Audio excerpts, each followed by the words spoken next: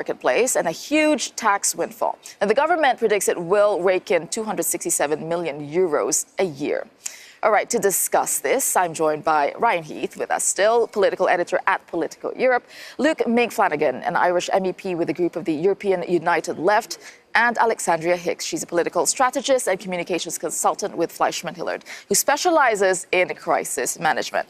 All right, let's talk about the image, first of all, that I'll go to Alexandria, that this brings. Is this a risk to Canada's image, or is it actually ahead of the curve? This is where everyone is going to be going.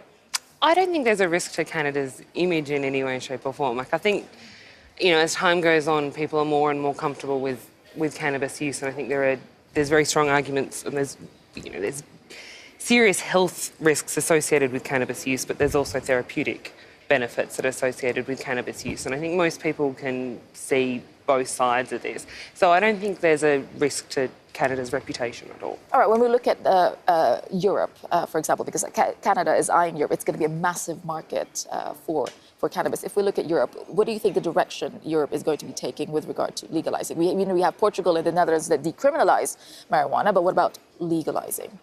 Well, who knows, but I think it's a massive day. I've been someone who's campaigned to legalise cannabis now for about 25 years. I was the first person in the whole of the European Union to put a bill before our Parliament. It got defeated, but you asked the question, would it damage Canada's image? No, I would say it would embellish Canada's image, because it shows it up as being a sensible country that doesn't want to put hundreds of millions of Canadian dollars into the hands of criminals, and wants to put it back into the tax net and into schools and into hospitals and make cannabis safer. And do you think Europe has the same sensibility? I think there might be a disconnect with the views of how Europe would perceive this or pursue this in Canada. Well, if you look at opinion polls from around Europe, from the United Kingdom, from the Republic of Ireland, there's a poll running today on the journal.ie, and it's running at about 65% in favour.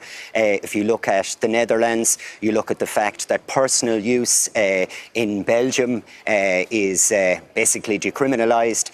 I think it isn't much of a leap to move from a situation where it's tolerated and where the money is going to criminals to a situation where the money then goes to our health service instead. Right. I'll give you a quick word on this, Ryan. One of the problems with these issues is sometimes the evidence base. So there's a lot of countries that will be looking to Canada as the guinea pig.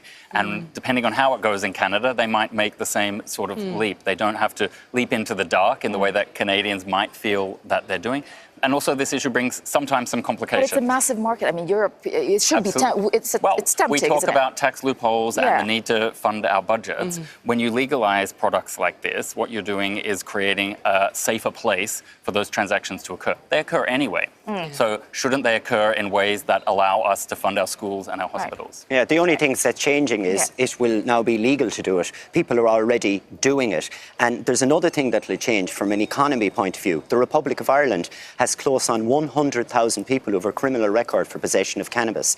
If that record was expunged, it would free them to be far, far more economically productive, to work in jobs that they currently can't work in now, and that would be the same for Canada. And they are talking about a pardon, which is fantastic news. All right, it is.